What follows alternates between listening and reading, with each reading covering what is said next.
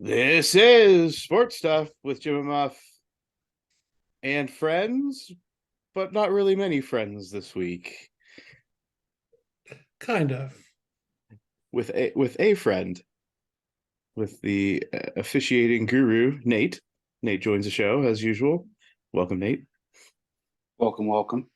Welcome. As always, I am Muff, the original degenerate, the host of hosts. Also with us is Me, Jim, the other guy. the only other person that's here. Good. I was like, good. who's he talking about? The Ohio You know the Norm, other guy. the Ohio Degenerate. For those that are watching on YouTube, you will see very quickly that Alex is not here, but we have given Alex his own video keepsake feed image, whatever we want to call this. Alex is sick today and has been sick for the past week, so get well soon, Alex. Yeah, I feel bad for him. It's been about a week, so see where that goes. Today is Monday, February 6th. And newsflash, Tom Brady is still retired. Hello, loyal listeners. I was just looking and celebrating as Mississippi State takes down. Oh, hello, Lucy. There we go. Mississippi State takes down Illinois. Lucy says, rate, comment, subscribe, tickle, poke, scratch, love, lick. Yeah, okay. All right. Is still retired. Nate, there's going to be some questions for you coming up on that later, but what were your initial thoughts when Tom Brady announced his retirement? I thought he would take a little bit longer compared to what happened the first time, but after listening to other reports and whatever, I think last year really ticked him off whenever the news broke, because he probably was contemplating it, but now he got to finally do it on his own. He didn't have to worry about Schefter, Rappaport, Pelissero, whoever breaking it. Oh, he's going to retire. He's going to retire. What if, and I saw this on Twitter, so I can't take credit for it. What if this was all like the most major play of all? He went back to get Giselle to divorce him. He stays out long enough to get that done. He finalizes the divorce. He then gets his broadcasting money that she can't get because they're divorced. And this was the ultimate play. Well, I mean, he did always say he wanted to play till he was 45, which is what he did. But yeah, I also saw something like that. It's like Brady's like, 375 mil from Fox. Yeah, Giselle's not getting a dime. I mean, I think it's a brilliant move on his part. Oh, I do too. If that's true. Yeah. If true. I'm going to say it's true until I'm proven wrong. All right. There's more to come on this later, so let's not get too deep into it. We're not going to dive into Tom Brady? Okay, fine. I was really excited. So many things. We can dive into Tom Brady later in the spot where we've dedicated to dive into Tom Brady. The Tom Brady dive. Got it. YouTube, follow Sports Stuff with W/Jim Ampersand Muff. Sports with Jim and Muff on YouTube. Subscribe, comment, rate, review, like, tickle, poke, squeeze. Good, Jim. It's not the same without Alec. Okay, we'll keep that train rolling. Get on there, watch the videos, like the videos, even the ones that Jim's wife may not like, enjoy, or be excited about. Glad you brought that up, Muff. I'm glad you brought that up. I do want to say that my wife catches a bad rap on this show. She is a loyal listener.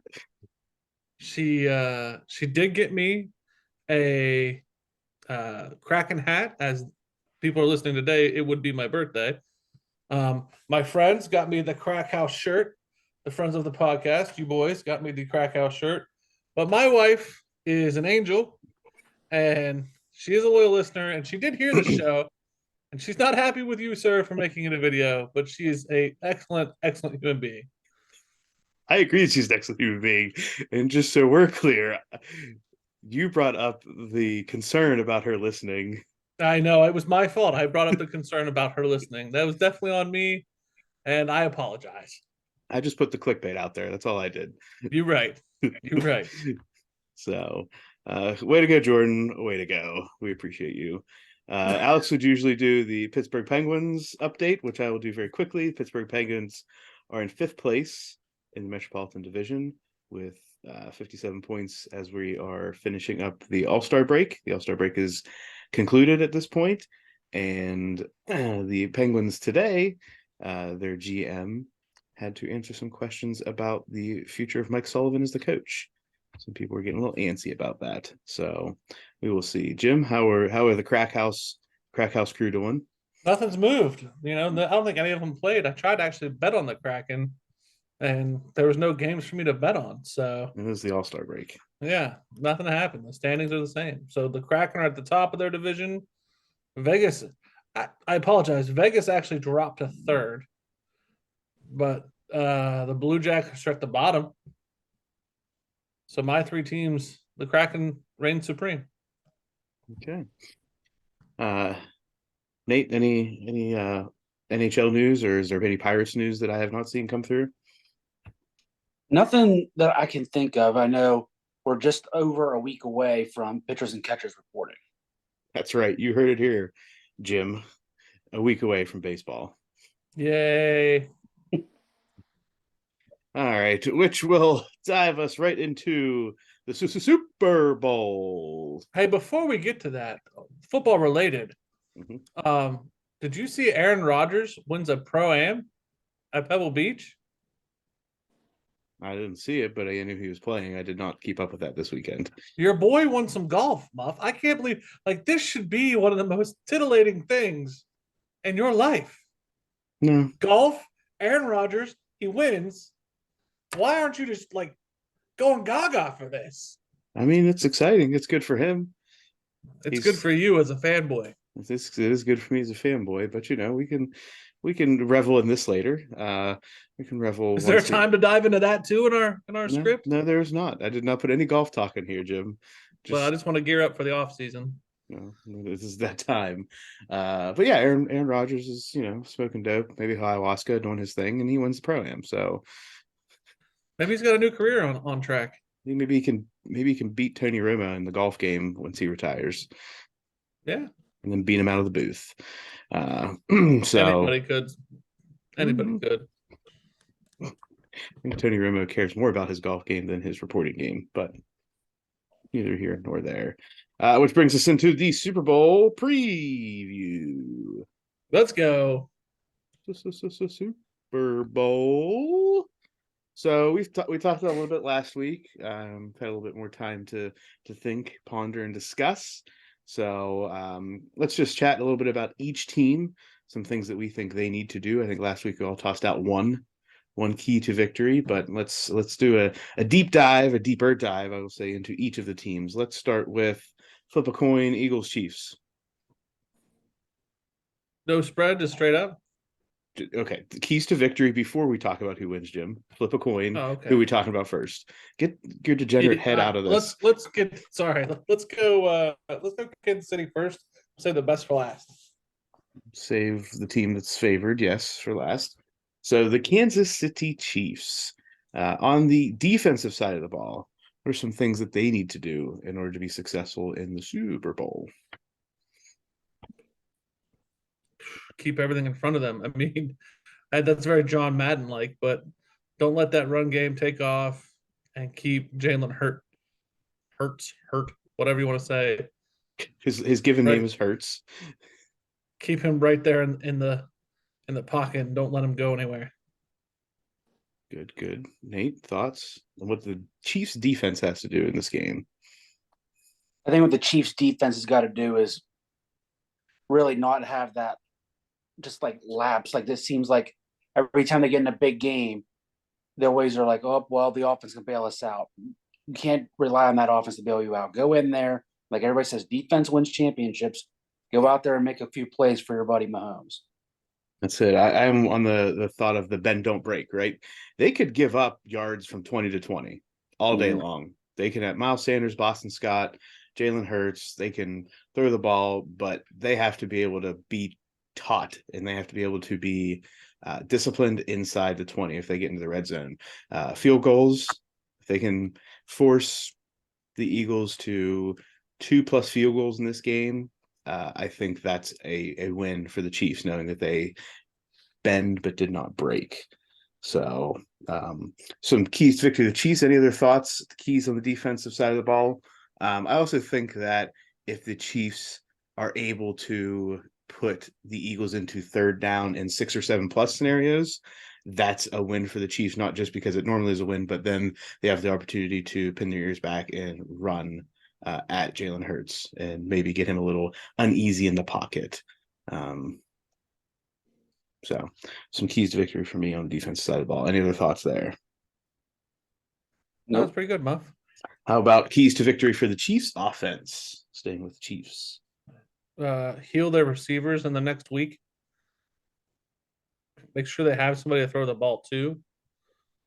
Because at the end of that last playoff game, they had nobody. What's Nate? If I'm the Chiefs offense, I'm just saying stick to what you do best.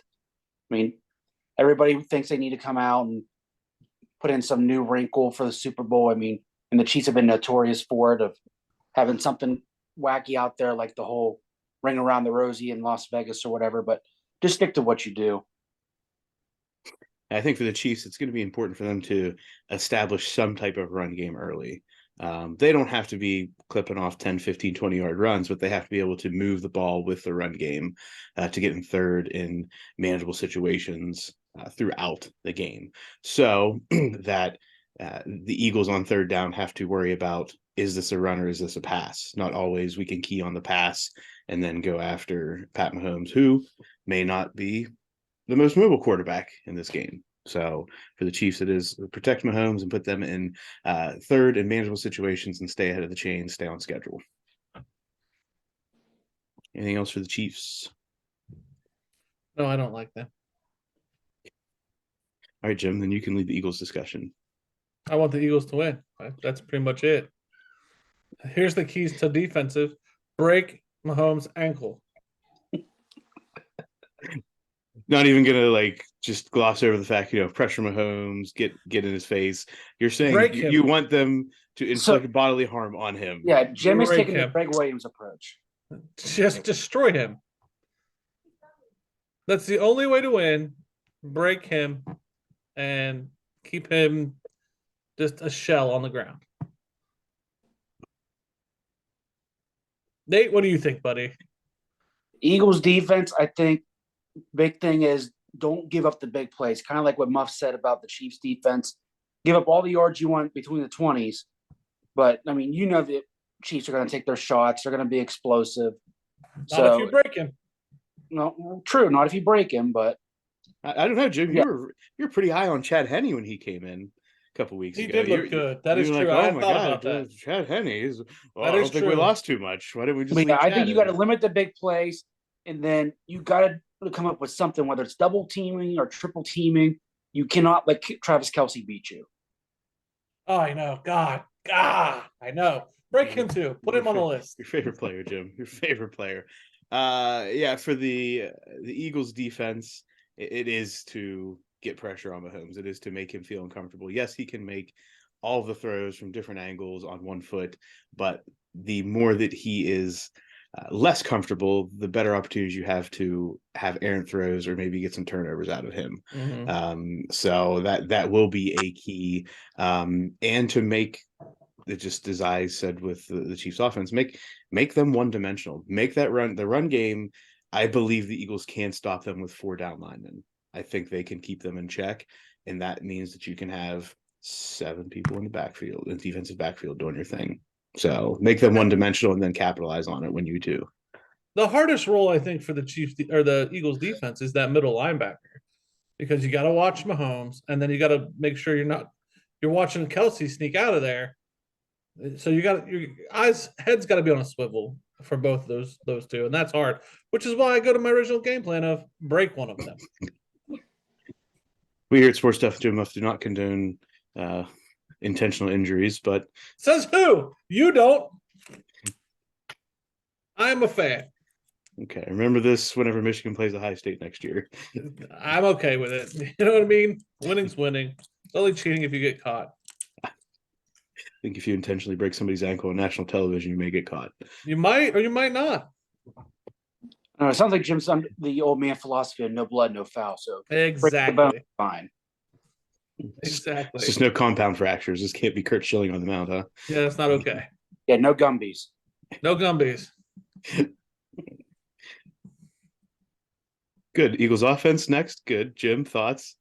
Mr. Hertz is gonna just have a day. If he has a day, we're okay. No day, it's gonna be a rough day.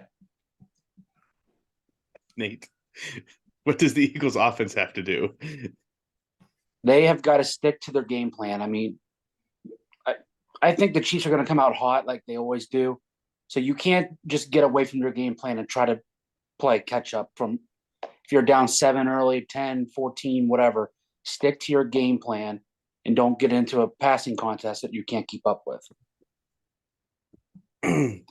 Yes, Okay. I agree. The Eagles need to be effective in the run game to set up the pass game.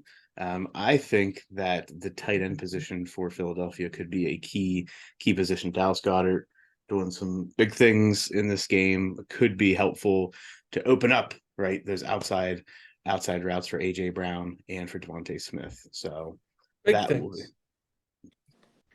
Doing big things. doing big things. Other things in this game of interest. Who do we think holds the advantage in the special teams arena? I'm going to say Kansas City. Yeah. So Harrison Bucker versus Jake Elliott. And the punt, I don't even know who the punters are, to be real honest. Townsend. Is it Townsend for Kansas City? Sounds right. He's a long hair guy. Yeah, and I have no idea who it is for Philadelphia. But I know Sky Moore is the primary returner for the Chiefs, correct? I believe so. I think it's him and Kadarius Toney. Correct. Yeah, you're right. And then the Eagles, does Boston Scott sit back there for the kickoffs? I think on kickoffs, I can't remember who it is for punts, but it's not him. Yeah. Yeah, I'm not sure. But yeah, I think I would just, by way of knowing the names, probably going to give the Eagles or the Chiefs the edge in the special teams game. An interesting little teaser here. We'll do this teaser for the prop bet world. You can listen to all of the best bets for the Super Bowl from Sports Stuff, Betting Stuff. Later this week, we'll have an episode out. But a very initial prop bet or bet that you could place. Will there be a touchback on the opening kickoff? I would think so. Is that really a prop bet? Oh, always. It is a prop bet, Jim. You know why it's potentially less automatic than you would think? Why is that?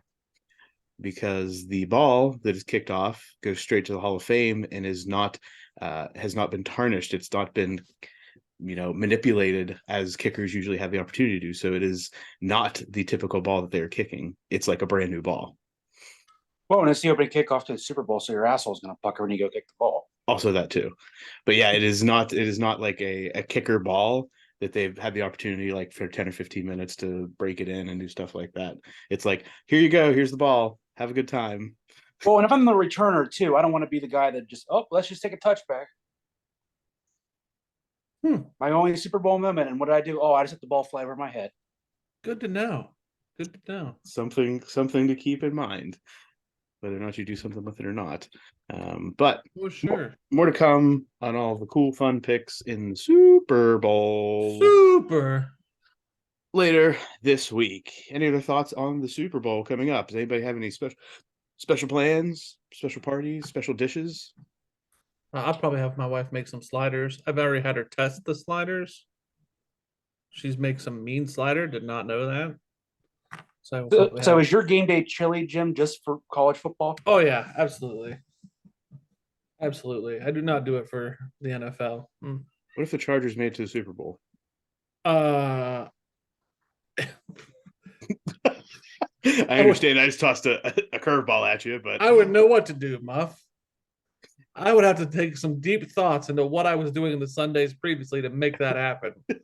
And then repeat them. I would do the old Bill Parcells thing. Like if I had a dentist appointment the week before, I would go back and sit in that chair just to say, like, I have to do the same thing. It's like, are you sure I don't have a cavity? Like, I'm serious. That would be unreal. I You'll don't know get if I could handle it. It would be bad. Nate, any plans, special plans? No, not at the moment. I'm not sure where I'm going to be watching the game at or anything in particular. It hasn't been really a big thing in the past. There's been some family friends have had some get-togethers with enough food to feed the whole neighborhood, but that's really probably where we'll end up, if anywhere, I imagine. What pisses me off about it is I've seen things where you can preview the commercials a week ahead of time. That takes the whole spirit of the game out. No, the commercials, let's be real, the commercials don't have the same pizzazz that they used to because you have so many different ways to get that type of eyes on your product. It's not just That's true, but like, come on, right? You can blame TikTok, Jim. Just blame I'm TikTok. blaming TikTok. Well, one of my drivers has spun. Son of a bitch. Just for the listeners, Jim, what bets do you have currently in the NASCAR race that's happening on Sunday night? I have a bunch of drivers to win because I put a bunch of free bets down. So if any of them win, it's free money. But damn, one of my guys of the 7 are out. That's upsetting for you. I apologize. It's not good. It's not good. All right. I will probably watch at least some of the game with some family friends. And if I had to guess, there may be a request for the family friends that I will be watching the game with for me to make my moink balls, my bacon wrapped meatballs. Maybe. I'm not going to touch that with a 10-foot pole. People want your balls, Muff. Indeed. I touched it. I'm sorry. Let's go. No, All I right. really thought Muff was going to say he was going to make his almost world famous dirt cake. That's what I thought. It's been a long time since I made that, if I'm being really honest, Nate. You may have been one of the last people to enjoy that. I haven't made that in a long time. We should have a sports stuff cookbook. And just put out. That's what we'll do the off season, maybe. Cooking with sports stuff and Jim and Muff. All of the Yeah, dishes that nice get you little through a YouTube. terrible Pirates season. What'd you say, Nate? Say make it a little YouTube series. Bam! Pow! It'll be the betting episode. Pow pow pow. All right, let's get to the next stuff. Other interesting news in the sports world. As we have already discussed, Tom Brady retires on a video that he posted to social media from a beach. From a beach. Somewhere, presumably to make the big bucks with Fox. If this is the end, which I think we all agree that this is the end now, what do we think 10 years from now will be Tom Brady's legacy? I'm glad you mentioned that. I saw a stat that if you look at Tom Brady's career, he has 3 Hall of Fame careers wrapped up in one. Each decade he played, yeah. His 20s, That 30s, is 40s. insane. I would dare say he is the greatest quarterback to play the game.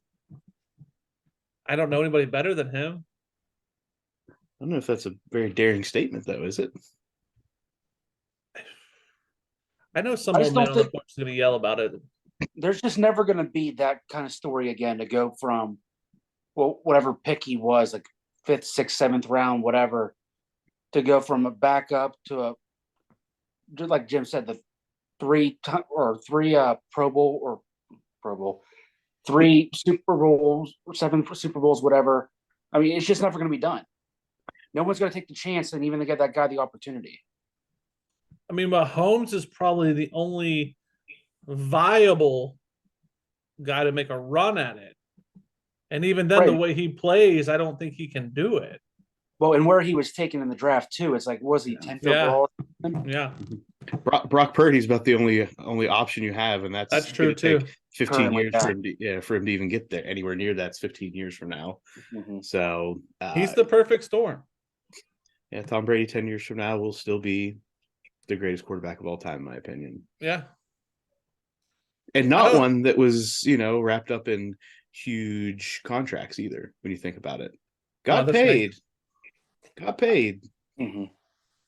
Well, that's what made those New England teams so good is he would take a little bit of a pay cut for them to go out and get another receiver or go get someone on defense.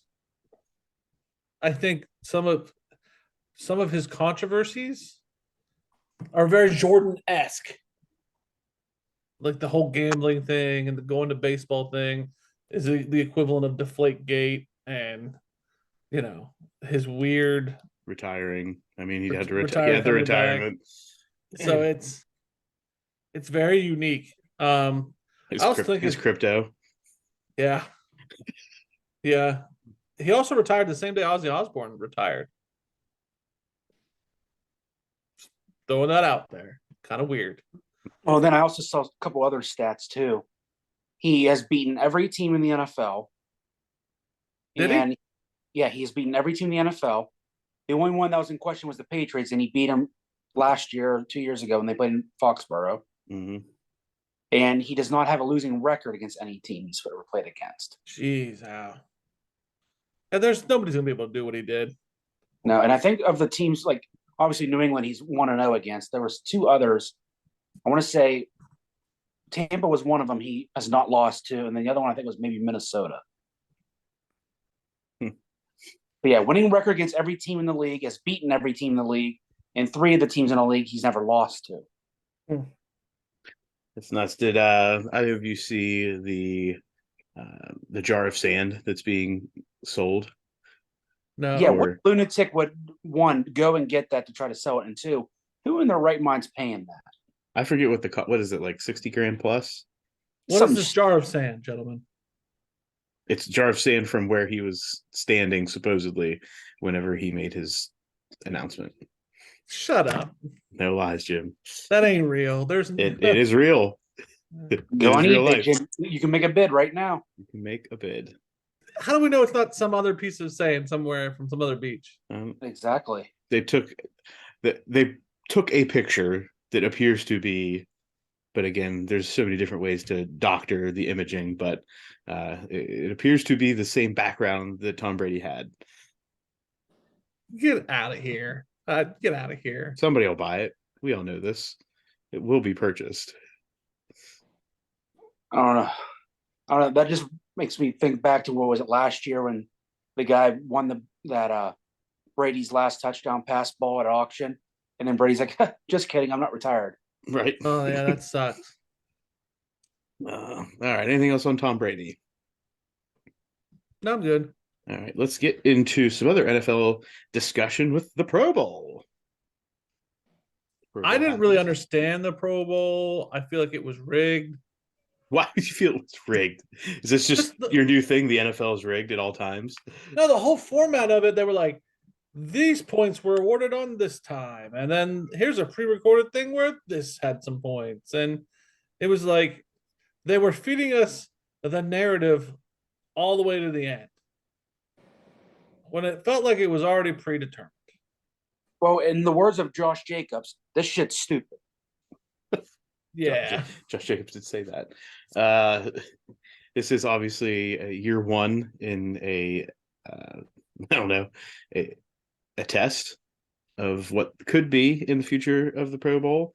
It started out earlier in the week, or later last week, when they had a couple successive nights of games.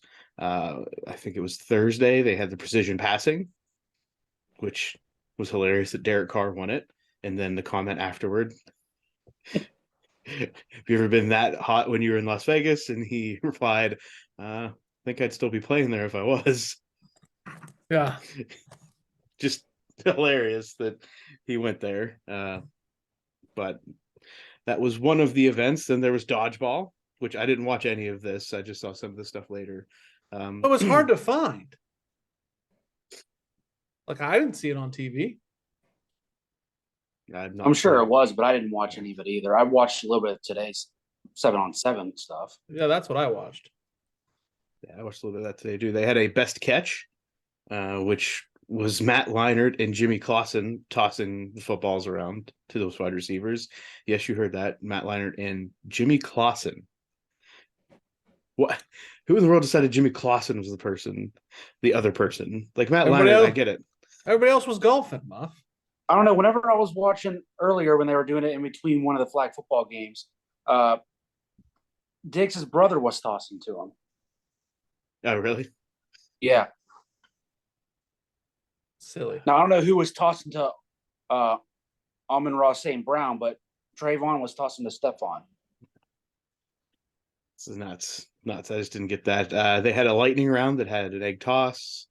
Had some like who could catch the most footballs from the jugs machine, as well as ones that were punted. It looked like it was the lightning round.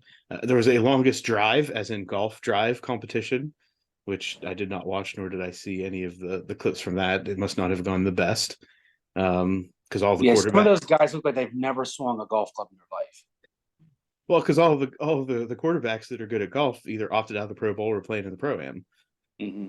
Then they had the American Ninja thing with a bunch of them, and they also had like a long snapper, punter, kicker thing for tic tac toe, which was embarrassing for the kickers. The long snappers were on point. It was just they need to refine it. I'll give them that. They just need to refine it. Okay, what'd you? Well, what'd and I you- actually stopped and thought about this today. It's like the NFL is the only league of like all the major leagues that can't play or doesn't play a traditional all-star game. Right. Yeah. It's like all these guys are worried about getting hurt. It's like, really, you don't see the guys in Major League Baseball worried they're going to get hit by a pitch or break an ankle running first base. Same thing with basketball. They have a slam dunk competition, and then they play no defense in the All-Star game and see who can score almost 200 points.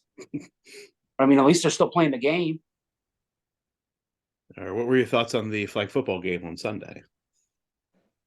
It was fun.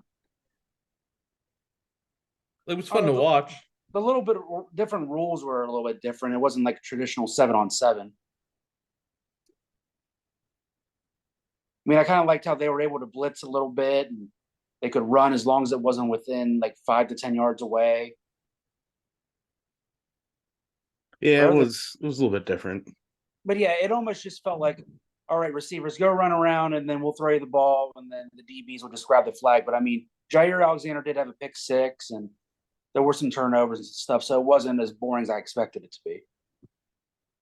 Yeah, I mean, let's be real. That's kind of what the Pro Bowl had been in the past, anyways. A 7-on-7 type of game. There wasn't a lot of hitting. It's not like Sean Taylor was still out there blowing people up. So, any other thoughts on the Pro Bowl? I was actually surprised by the turnout. And I mean, they did show a couple like wide angle shots, and it looked like there were a lot of people there. Yeah, that's true. The audio was bad.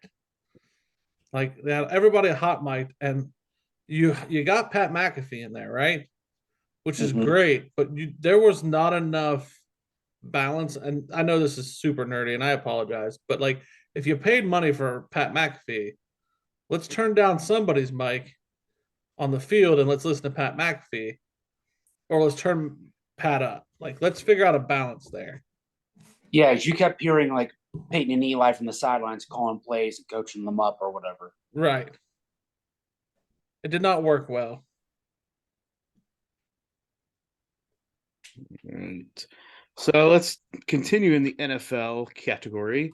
Let's talk about NFL coaching changes. We'll start with the head coaches, see where things are. I don't think I've missed any news recently. As far as head coaching vacancies that have been filled, we have Frank Reich headed to the Panthers, formerly of the Indianapolis Colts. Frank Reich, another mind, going to Carolina. What do we think about that hire for the Panthers? Sounded like the players were really hoping the interim would get the job. And like Frank Reich hasn't shown me anything as a head coach, but wasn't he was the offensive coordinator for the Eagles when they won the Super Bowl? Frank Reich does have an offensive background. I was trying to remember where he was. I believe he had an Eagles tie. Yeah, I just don't remember when. Yeah, that's why Nick Foles ended up in Indy. Yeah.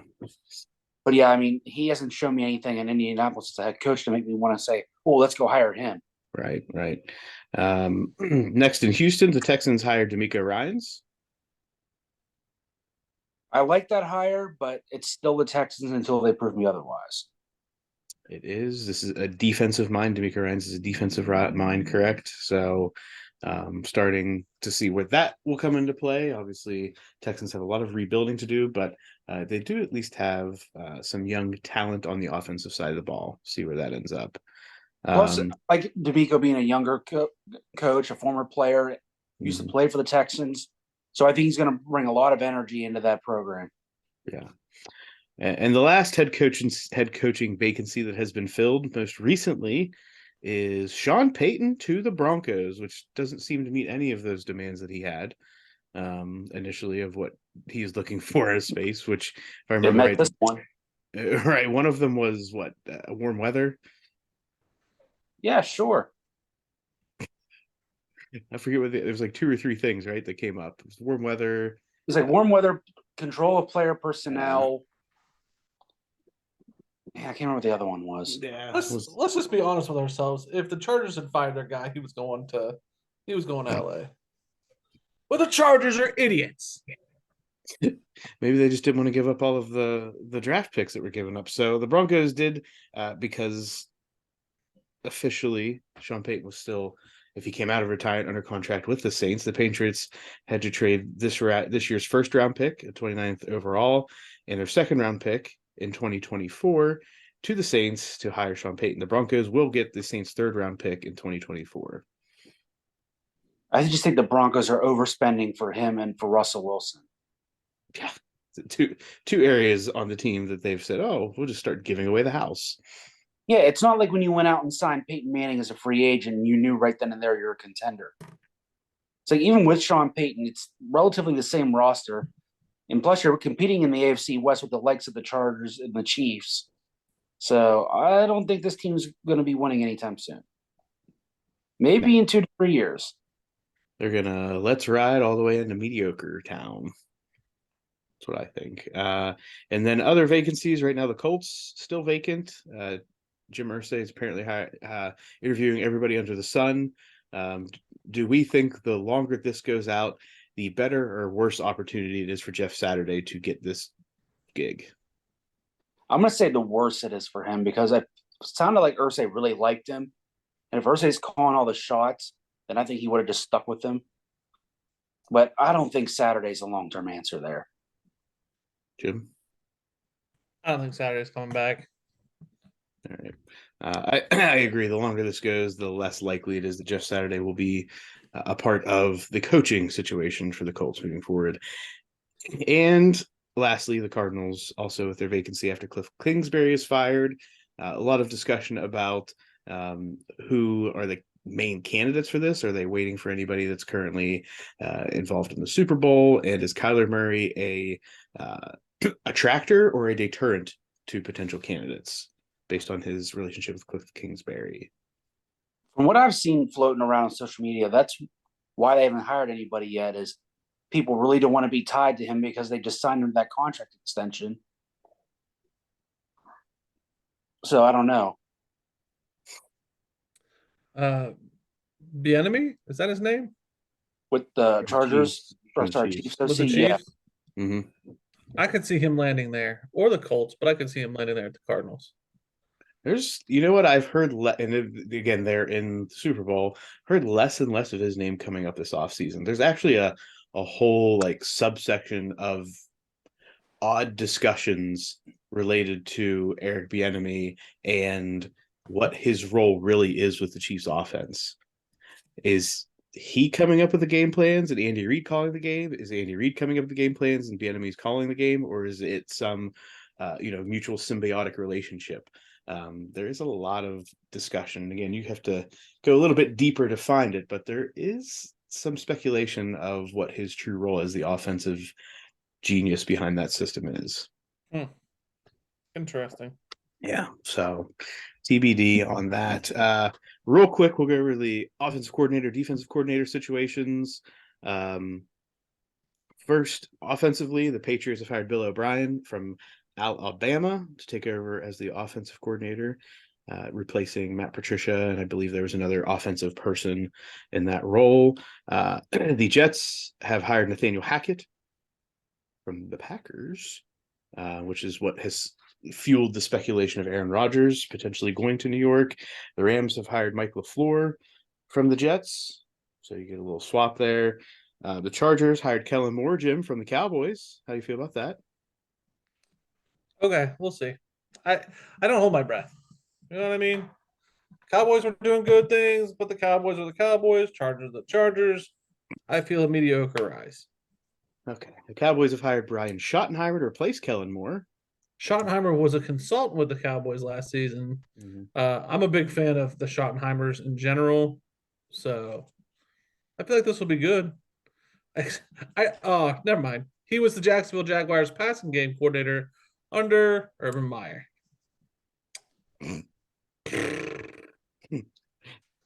The Raiders have hired Scott Turner from the Cowboys to take over as offensive coordinator in Las Vegas. From the Commanders, sir. You said Cowboys. I said from the Commanders. No, you said Cowboys. Boom!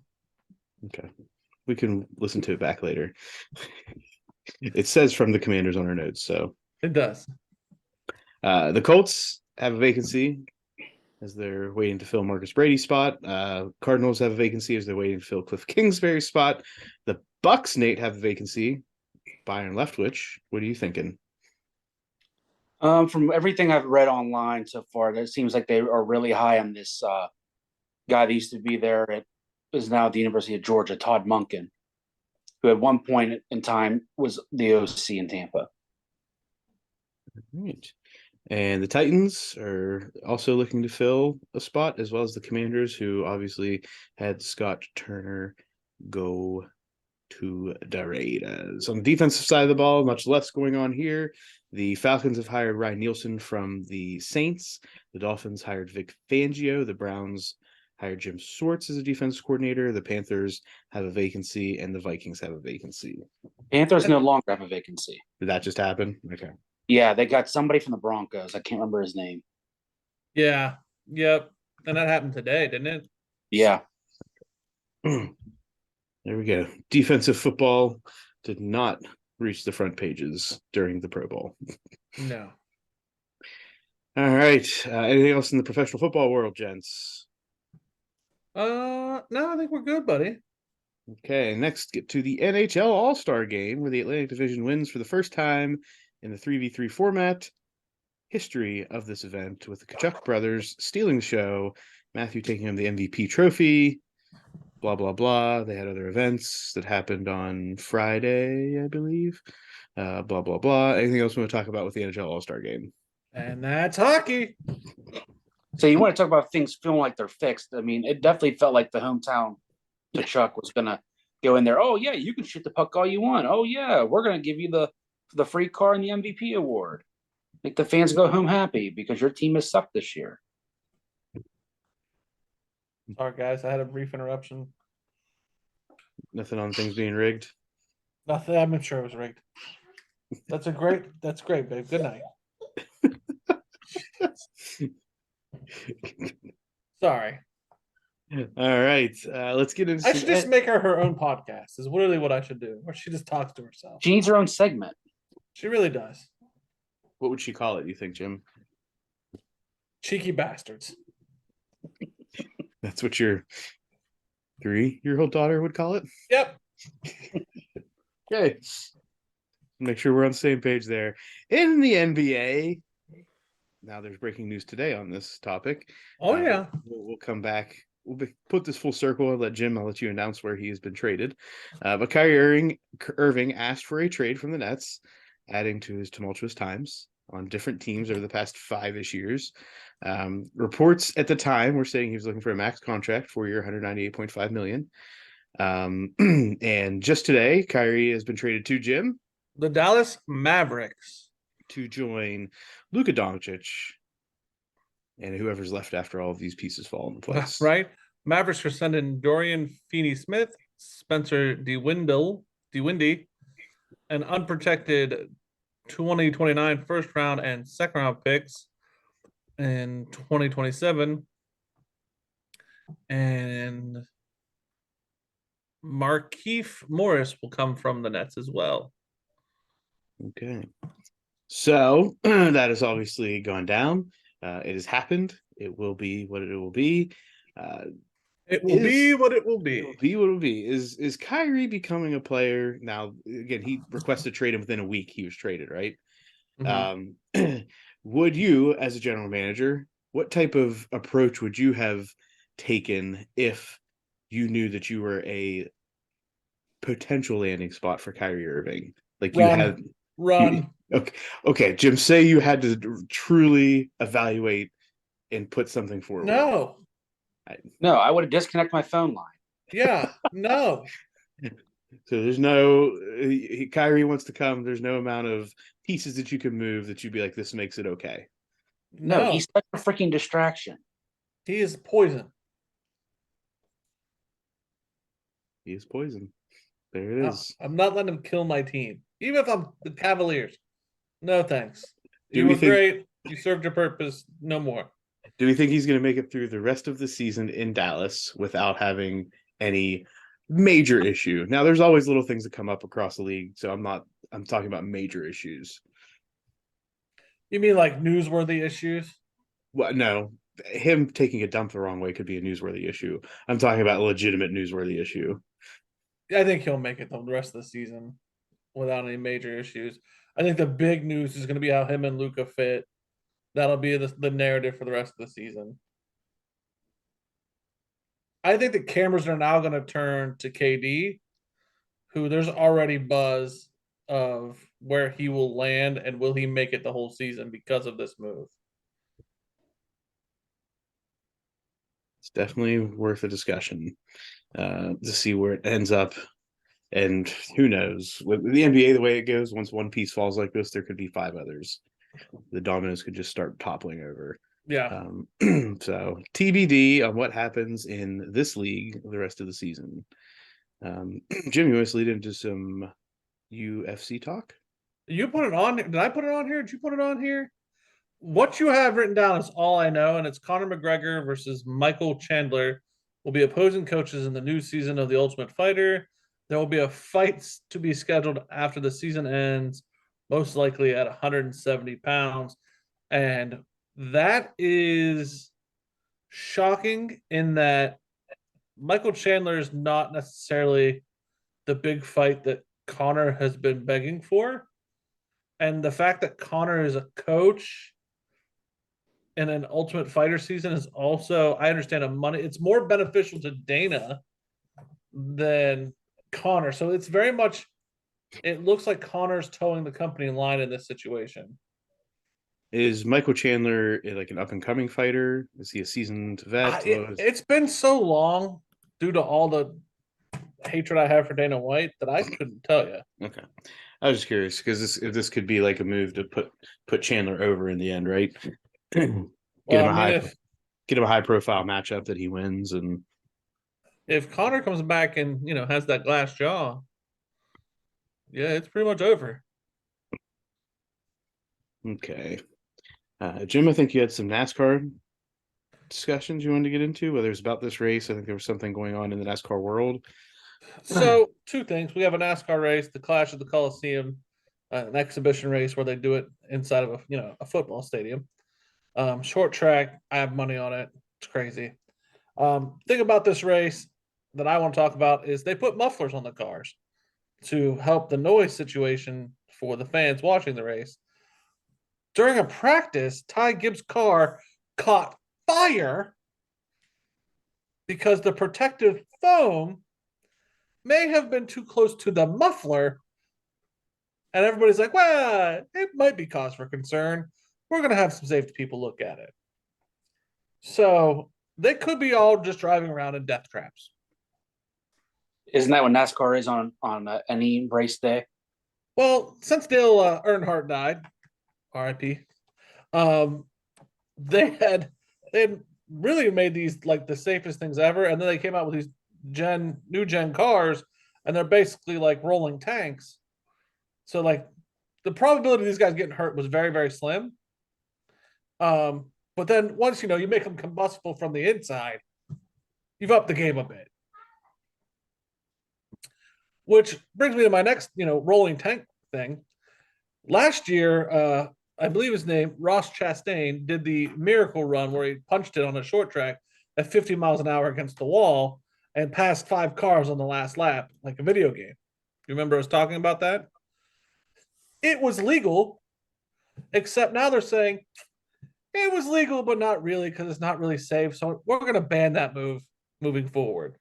So the most newsworthy, brought as many eyes as they could to the sport move they're going to say, "No, we don't want that." To me, that's dumb. If So it didn't what? hurt nobody, no How blood, no food. how can you pass people then? Well, not slamming it down at 50, 60 miles an hour against the wall. You can bump them out of the way. Right, I was about to say, like, we can rub and we can do all these little things, but no. By the way, Don't send it on the wall. when only you are putting yourself in danger, most likely by putting Yeah. yourself into the wall like that. No, we can't have that. It was really stupid. Anyway, NASCAR starts, the real deal starts February 19th in Daytona. Get your beers, drink with me for every rack. Drink with Jim, every rack. All right, last we're going to go into the college football world. This is an interesting topic for me. May not be for others, but I found it interesting. There may be some additional fallout. Maybe, I'm going to say maybe, after Deion Sanders leaves Jackson State, as the faculty have voted no confidence in the president of Jackson State. I'm going to quote straight from the article that I found.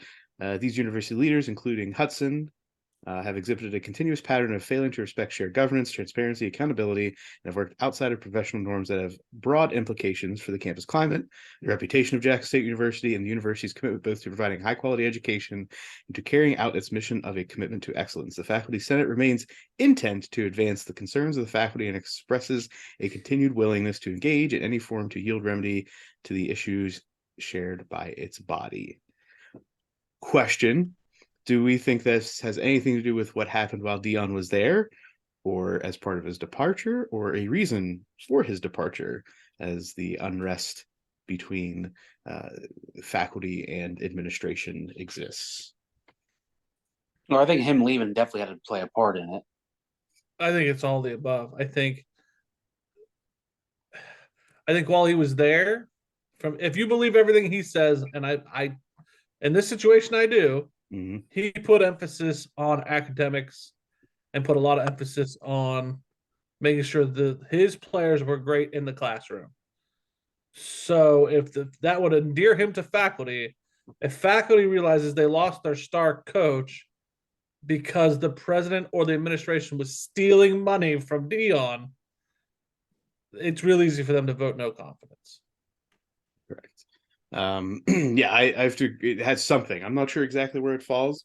To play the devil's advocate for a second, what if part of what Deion had worked out with the administration put more stress on the faculty in their roles, and maybe that was part of it. Again, I don't think I would say that's probably not the case, but that would also potentially be a shared governance issue at a collegiate institution of, hey, we're going to make you do all these other things because we got the coach and he wants this done, and this is what he needs for his players, but it's not really what you have to do, but we're going to make you do it anyway. So I don't think that's the case. And that could be an option too. I agree with that. I just don't think, I think that's the less likely of the options, but I do think that Deion's presence there and his departure has something to do with this situation. Yeah. All right. And that wraps up the football. Hold on, I'd like to talk about something real quick. Yes. Tommy Rees, offensive coordinator for Notre Dame, took a job at Alabama because Bill O'Brien's leaving. James Laurinaitis left Notre Dame to come back to Ohio State as an offensive grad student. Blows my mind. But with these two big departures from Notre Dame, is Notre Dame having a coaching issue? I'm going to say no. No, I don't think it's a coaching issue, but it is something to keep an eye out for. I mean, Tommy Rees, who was always saying, oh, I'm a Notre Dame alum and I love Notre Dame. And then it's like Nick Saban comes calling and you jump ship. Because it was just something we were talking about in my football group chat this week. It's like they kept calling it a lateral move, but it's like, yeah, you can say the job title is a lateral move, but you're going from Notre Dame to Alabama, who's proven to been there, done that, and you can be part of something bigger and better. I mean, my big knock on Notre Dame all the time is you're never going to win a conference championship there. You're never going to be able to out recruit Alabama. So why not go there and see if what you've been doing at this level can compete at the next level, even though it's a lateral move? Exactly. I think that was my point, is that James Laurinaitis didn't get a job from Ohio State, so he went to Notre Dame and that was great. He got the experience. But when Notre Dame says, or when Ohio State says, "Hey, come back," he's like, "Oh yeah, I'm gone." Tommy Rees, Notre Dame guy, he's living there. He's like, "Oh, I'm all Notre Dame." Saban comes, he's like, "Oh, see you later." The easiness it is to leave Notre Dame to the big dogs, to me, is an issue, and kind of I lean towards the, "Hey, Notre Dame, why don't you jump in a conference?" And that issue goes away Does it go away? depending on what conference they jump in. If Notre Dame is still giving you the experience to get these stepping stones, now I understand Laurinaitis wasn't a stepping stone, but may put him back to a place where he wanted to be. Your But chances of a national title, I think, go up if you're in a conference, especially moving forward.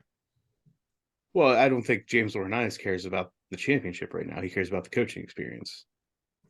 But if you're a national championship coach, Offensive grad student. it's still a resume builder. You know what I mean? I don't think that holds any clout in the coaching world. I don't know if I agree with you. I don't know. I don't know enough to say.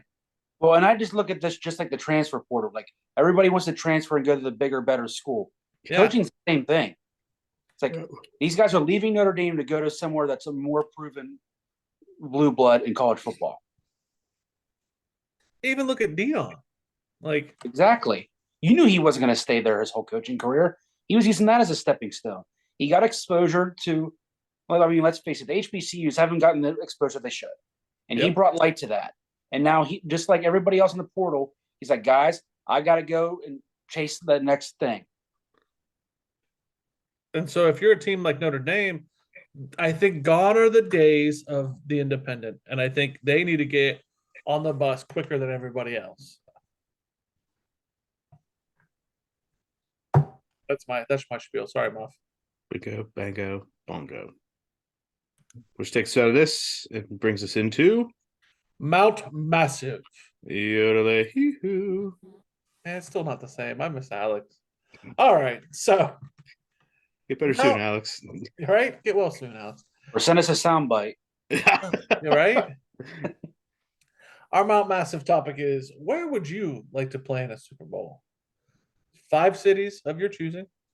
My 5 cities are unique. I'll start from least to highest in my order. I want to play in Cleveland because I just want to see a Super Bowl in Cleveland as an Ohio boy. That's just my thing. New York, because I think the after party would be fantastic, win or lose. Green Bay, because you have the possibility of the frozen tundra game and win a Super Bowl. Like any little kid wants to play in the snow, and you fulfill that dream. LA, again, the after party. And then Las Vegas, because I'm a degenerate. The after party. Yeah. Well, as an NFL player, you couldn't be a degenerate. Well, somebody could. You're like Floyd. There's always a muff neck somewhere. Is there Floyd Mayweather? Oh, hey friends, put all this money on me. Yeah. So go ahead, Nate. I'll go to Nate. Nate, you ready? Yeah, so my top 5 in no particular order. I put any dome just for the weather. Doesn't matter where it's at. Number 4, not that they play there anymore, but when the Pro Bowl used to be in Honolulu, I mean, like you said, the whole after party wouldn't be better than winning the Super Bowl in great weather, and then you can celebrate by going to the beach. That's good. That's good. And then I also had Lambeau on there just for the history, like you said, the frozen tundra and the whole Vince Lombardi background. I mean, just to be able to play in one of the oldest stadiums in the league. In Tampa, be able to play in your favorite team's hometown for a Super Bowl. And then the other one is not even a NFL city, but we have talked about it in the past, is I would like to play in the Rose Bowl. Yeah. I didn't know if I wanted to throw that on here. That's why I said just LA. Mm-hmm. If it happened to be in the Rose Bowl, I wouldn't be mad, but that's a good point. But yeah, I think I would rather play in the Rose Bowl than at SoFi. SoFi's a cool stadium, though. It is. It rains sideways at you Right. in the dome. Ish. That's a good list, Nate. That's a good list. Muff, on to you. Atlanta, Indianapolis, Minnesota, for the reasons that Nate said. Give me a dome. As an NFL player, if I'm playing, I don't want to play in the cold. Why would I want to put myself into a frozen tundra game? Why would I want that? I don't want snow. I want to play in the dome in the Super Bowl, and I want it to be a fun game. I don't want to have to be cold. I don't have to worry about the heaters on the sidelines and kicking the snow around for the field goal kicker at the end of the game. Like, I don't want that. I want the dome. And then Arizona and Los Angeles, because you know what? It's also probably going to be good weather. So I'm a fair weather player. Fair enough. Just a brief update on this LA Clash race. Forgot to mention that Cypress Hill was the pre-race entertainment. Then they stopped the race halfway. If you remember last year, they had Ice Cube, which I thought would relate to some of the older fans of NASCAR. It's not Willie Nelson NASCAR fans, but y'all remember Ice Cube. Today's a good day. This year, we have Wiz Khalifa. Not sure if we hit the mark for the NASCAR generation. Is it what? Stop and go, stop and go, stop and go, stop and go. Huh? You know which pedal to push. Stop and go, stop and go, stop and go. Left turn, Yeah. left turn. Caution yellow, caution yellow, Yeah, caution yellow. Green flag, green flag, green flag. Okay, and that wraps up Mount Massive. Does wrap up Mount Massive, and since Alex is not here, I don't think, or do we have it? I have 3 would you rathers. Okay, we'll get into would you rather. So, would you rather lick the bottom of somebody's foot after they've walked on asphalt all day, or lick somebody's earwax? Oh, this is would you rather. Ugh. Okay. Would you rather call heads or tails in the Super Bowl? Heads. Tails. Tails never fails. I'm with tails. Tails never fails. Okay. Next, would you rather be the guy who blows the play in the World Series or blows the play in the Super Bowl? World Series, because you didn't say Game 7. Well, Game 7 is what I mean, Muff. Like the last play of the World Series. Or the last play of the Super Bowl? Yep. World Series still. I'd rather do that. But you're infamous, like Bartman. Merry Christmas. Good night, Tess. I think I would have to say Super Bowl because you can say, oh well, there might have been some communication, this, that, and the other. In baseball, if you blow it, I mean, it's all on you. Yeah. You can't say, oh well, I got the mix up in coverage, or oh, I ran the wrong route. It's like, no, you pulled a Buckner, you let the ball go between your legs. Yep. I'm with Nate. What, this is below the call as an official, or? No, this is a player. Yeah, I'm still World Series. Okay. And lastly, in a NASCAR race, do you want to be the jack man or the tire changer? So, this is the algorithms in my favor. I've watched like a cam video of somebody that was the jack guy. It's not as difficult. When I say it's difficult, there's not as much to that job as I thought there was. It's boom, boom, boom, boom, get them out. And the next tire that comes on, all you have to do is tighten them. There's nothing that you have to do otherwise. You got to make sure the jack gets under there and you got to make sure the car gets up. No, I'm talking about the zip, zip, zip. That's the tire guy. Tire guy. That's what I'm saying. Yeah. The tire guy, you just have to get down that pattern and wash, rinse, repeat. The jack guy, I feel like there's a lot bigger opportunity to screw that up. Like, and if you screw that up, there's a lot of things get screwed up. Oh yeah, but if you leave a lug nut loose, that car is going to be messed up and coming back in, and probably done for the day. You know what? That's fine, because apparently we can have mufflers that put cars on fire, and that's still okay. So you know what? I'll be okay with that. So you're going to go with the tire guy. The tire guy. Nate. I'll be the jack guy, because I don't know even if I had it so down pat, I think I would be so like in my own head of, okay, Do I do this? Did I tighten this all the way? Is this all the way on there? No, Jack. Okay, it's up. Okay, now it's down. Bye. That's it. I'm with Nate because even if I got it right, even if I did the best pass ever for the next 40 laps, I'm gonna be sweating them tires until they come back and I got to do it again. It would be the most anxiety-ridden job. No, thank you. What about the gas guy? Want to be the gas guy? No, because if something goes wrong, I'm a fireball. No, thank you. Is there any other positions there? They still have the windshield guy? I have the windshield guy. I could be and hands him a drink. That's the easiest one. Or the guy on the box that tells him what to do. Turn left. Well, yeah, in a circle track, yes. It's very easy. Not in a race track. What do they call those? Road track. Road track. Yeah. Road track. I still think there should be one circle racetrack a year when they have to do all right turns. Just to see how many people it would mess with. They're gonna do a race this. They're gonna do a race this year in Chicago where it's a street course all over to Chicago. Why does that sound like a recipe for disaster? I know. So they say what Nate just proposed has to happen. They all have to make all right turns. How much do you think that's going to cost in just reconfiguring the car? I don't really know. Like, is that a thing? Would they have to do a lot of changes? Yeah, they'd have to change the way that the car's set up because it's all pitched to the left. Right. But I don't know like what it would do. Everything inside the car, like the way the seat, like I don't know. That'd be hard. I'm watching Wiz Khalifa at a NASCAR race. This is bizarro world. And that is Would You Rather. That is Would You Rather. And that brings us to the end of this week's episode of Sports Stuff with Jim and Muff and friends, minus Alex and Sam.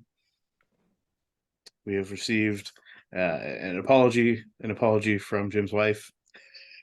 Actually, it's more of a calling out. It's more getting called out. Just to see if I don't know. I haven't seen evidence of this hat though. So did it really happen, or Jim just reading the cue card? Buddy, I have the hat. Do not get me in any more trouble.